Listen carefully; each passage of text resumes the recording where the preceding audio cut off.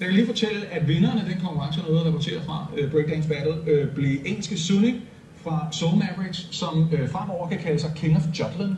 King of Jutland. Så ved man, hvad det er, man skal kigge efter på plakaterne i Brixton i London. Jo, så sidder bare King of Jutland. Ja.